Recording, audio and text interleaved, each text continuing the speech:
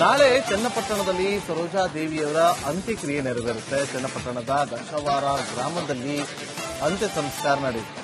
ಒಕ್ಕಲಿಗ ಸಂಪ್ರದಾಯದಂತೆ ಅಂತಿಮ ವಿಧಿವಿಧಾನಗಳು ನೆರವೇರುತ್ತೆ.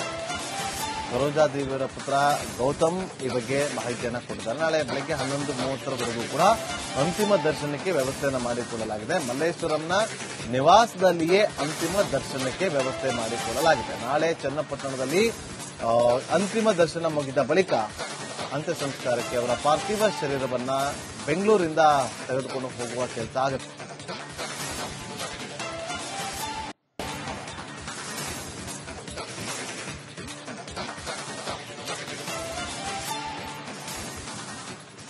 ಅದೇ ನಾಳೆ 11:15 ಇಲ್ಲಿಂದ ಹೊರಟು ನಮ್ಮ ತಾಯಿಯ ಊರು ದಶವಾರ ಚನ್ನಪಟ್ಟಣ ತಾಲೂಕು ಅಲ್ಲಿ ಬಂದು ರಾಮನಗರ ಜಿಲ್ಲೆ ಅಲ್ಲಿ ಬಂದು ಕಾರ್ಯ ಮಾಡ್ತೀವಿ.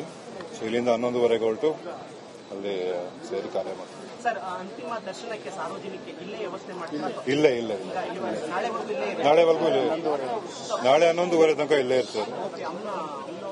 ಅಂತ್ಯ ಸಂಸ್ಕಾರ ಯಾವ ವಿಧಿ ವಿಧಾನಗಳು ಒಕ್ಕಲಿಗ ಸಂಪ್ರದಾಯದಂತೆ ಒಕ್ಕಲಿಗ ಸಮಾಜದ ಸಂಪ್ರದಾಯದ ಪ್ರಕಾರ ಎಷ್ಟು ಹೊತ್ತಿಗೆ ಅಮ್ಮವರು ಬೆಳಗ್ಗೆ 8:30 ಡಿಕ್ಲೇರ್ ಆಗಿದೆ ಹಾಸ್ಪಿಟಲ್.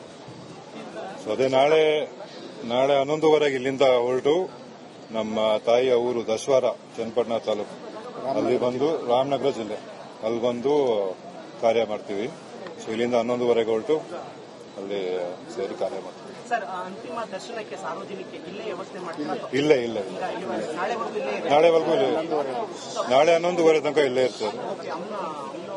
ಅಂತ್ಯ ಸಂಸ್ಕಾರ ಯಾವ ವಿಧಿ ವಿಧಾನಗಳು ಒಕ್ಕಲಿಗ ಸಂಪ್ರದಾಯದಂತೆ ಒಕ್ಕಲಿಗ ಸಮಾಜದ ಸಂಪ್ರದಾಯದ ಪ್ರಕಾರ ಎಷ್ಟು ಹೊತ್ತಿಗೆ ಅಮ್ಮವರು ಬೆಳಗ್ಗೆ 8:30 ಡಿಕ್ಲೇರ್ ಆಗಿದೆ ಹಾಸ್ಪಿಟಲ್. ಸೊ ಅದೇ ನಾಳೆ 11:15 ಇಲ್ಲಿಂದ ಹೊರಟು ನಮ್ಮ ಸರ್, ನಮ್ಮ ತಂದೆ ಅಕ್ಕನ ಮಗಳು ಸರ್. ಹೆಂಗಿತ್ತು ಸರ್ ಒಡನಾಟ?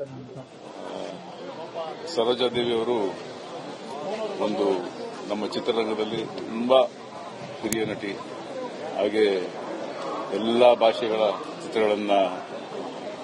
ಚಿತ್ರಗಳಲ್ಲಿ ಭಾಗವಹಿಸಿ ಮಹಾನ್ ನಟಿ ಅನ್ನಿಸಿಕೊಂಡಂತ ಒಂದು ನಟಿ.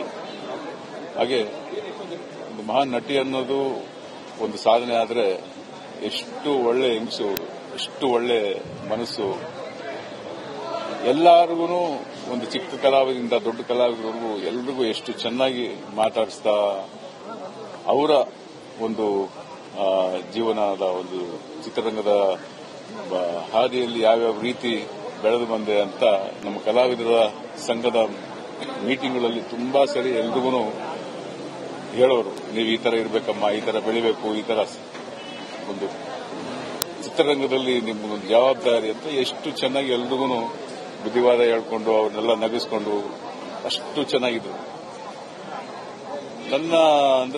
ನನಗೆ ತುಂಬಾ ಆಸೆ ಇತ್ತು, ಅಮ್ಮ ಒಂದು ಪಿಕ್ಚರ್ ಮಾಡಬೇಕು ನಿಮ್ ಜೊತೆಲಿ ಅಂತ. ಒಂದು ಅವಕಾಶ ಸಿಕ್ತು ನನಗೆ ನಟ ಸಾರ್ವಭೌಮ ಚಿತ್ರದಲ್ಲಿ ಪುನೀತ್ ರಾಜ್ಕುಮಾರ್. ಎಷ್ಟು ಬಂದು ನನ್ನ ಕತೆ, ಅಮ್ಮ ನೀವು ಅದೊಂದು ಪಾತ್ರ ಮಾಡಿಕೊಡಿ ಅಮ್ಮ, ನನಗೊಂದು ಆಸೆ, ನನ್ನ ಚಿತ್ರದಲ್ಲಿ ನೀವು ಒಂದು ಪಾತ್ರ ಮಾಡಬೇಕು ಅಂತ ಕೇಳಿದಾಗ ನಾನು ಈ ವಯಸ್ಸಲ್ಲಿ ಬೇಕಾದ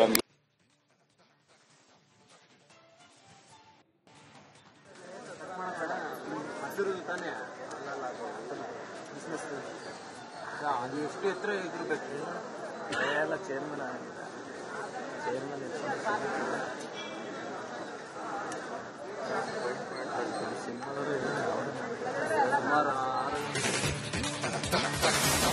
ನಾಳೆ ಚನ್ನಪಟ್ಟಣದಲ್ಲಿ ಸರೋಜಾ ದೇವಿಯವರ ಅಂತ್ಯಕ್ರಿಯೆ ನೆರವೇರುತ್ತೆ. ಚನ್ನಪಟ್ಟಣದ ದಶವಾರ ಗ್ರಾಮದಲ್ಲಿ ಅಂತ್ಯ ಸಂಸ್ಕಾರ ನಡೆಯುತ್ತೆ. ಒಕ್ಕಲಿಗ ಸಂಪ್ರದಾಯದಂತೆ ಅಂತಿಮ ವಿಧಿವಿಧಾನಗಳು ನೆರವೇರುತ್ತೆ. ಸರೋಜಾ ದೇವಿಯವರ ಪುತ್ರ ಗೌತಮ್ ಈ ಬಗ್ಗೆ ಮಾಹಿತಿಯನ್ನು ಕೊಟ್ಟಿದ್ದಾರೆ. ನಾಳೆ ಬೆಳಗ್ಗೆ 11:30ವರೆಗೂ ಕೂಡ ಅಂತಿಮ ದರ್ಶನಕ್ಕೆ ವ್ಯವಸ್ಥೆಯನ್ನು ಮಾಡಿಕೊಳ್ಳಲಾಗಿದೆ. ಮಲ್ಲೇಶ್ವರಂನ ನಿವಾಸದಲ್ಲಿಯೇ ಅಂತಿಮ ದರ್ಶನಕ್ಕೆ ವ್ಯವಸ್ಥೆ ಮಾಡಿಕೊಳ್ಳಲಾಗಿದೆ. ನಾಳೆ ಚನ್ನಪಟ್ಟಣದಲ್ಲಿ ಅಂತಿಮ ದರ್ಶನ ಮುಗಿದ ಬಳಿಕ ಅಂತ್ಯ ಸಂಸ್ಕಾರಕ್ಕೆ ಅವರ ಪಾರ್ಥಿವ ಶರೀರವನ್ನ ಬೆಂಗಳೂರಿಂದ ತೆಗೆದುಕೊಂಡು ಹೋಗುವ ಕೆಲಸ ಆಗುತ್ತೆ.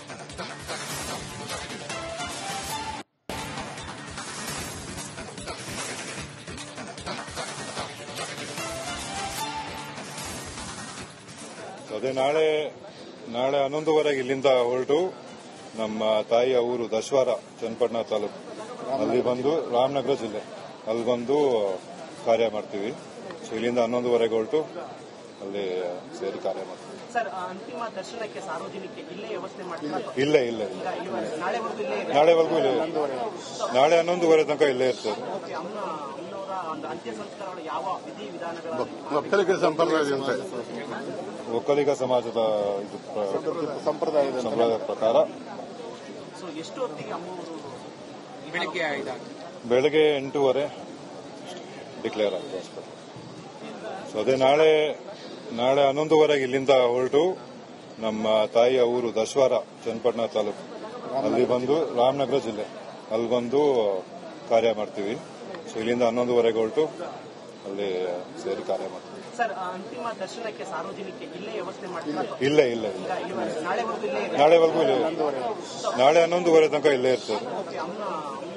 ಅಂತ್ಯ ಸಂಸ್ಕಾರಗಳು ಯಾವ ವಿಧಿ ವಿಧಾನಗಳ ಒಕ್ಕಲಿಗ ಸಂಪ್ರದಾಯದಂತೆ ಒಕ್ಕಲಿಗ ಸಮಾಜದ ಸಂಪ್ರದಾಯದ ಪ್ರಕಾರ ಎಷ್ಟು ಹೊತ್ತಿಗೆ ಅಮ್ಮವರು ಬೆಳಗ್ಗೆ 8:30 ಡಿಕ್ಲೇರ್ ಆಗಿದೆ ಹಾಸ್ಪಿಟಲ್. ಸೊ ಅದೇ ನಾಳೆ 11:30 ಇಲ್ಲಿಂದ ಹೊರಟು ನಮ್ಮ ಸರ್ ನಮ್ಮ ತಂದೆ ಅಕ್ಕನ ಮಗಳು ಸರ್. ಹೆಂಗಿದೆ ಸರ್ ಒಡನಾಟ? ಸರೋಜಾದೇವಿ ಅವರು ಒಂದು ನಮ್ಮ ಚಿತ್ರರಂಗದಲ್ಲಿ ತುಂಬಾ ಹಿರಿಯ ನಟಿ, ಹಾಗೆ ಎಲ್ಲ ಭಾಷೆಗಳ ಚಿತ್ರಗಳಲ್ಲಿ ಭಾಗವಹಿಸಿ ಒಬ್ಬ ಮಹಾನ್ ನಟಿ ಅನ್ನಿಸಿಕೊಂಡಂತ ಒಂದು ನಟಿ.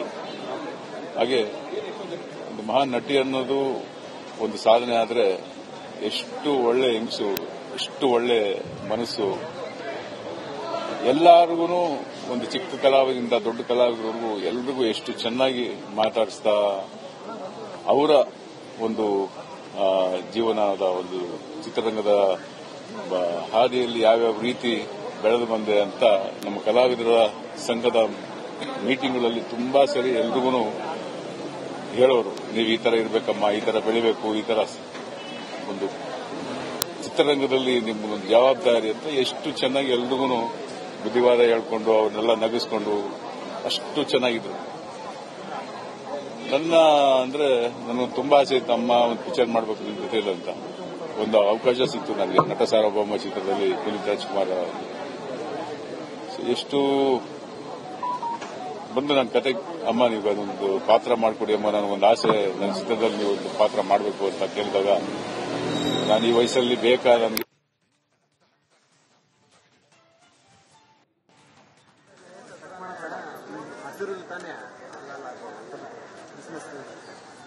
ಅದು ಎಷ್ಟು ಎತ್ತರ ಇದಿರ್ಬೇಕು ಎಲ್ಲ ಚೇರ್ಮನ್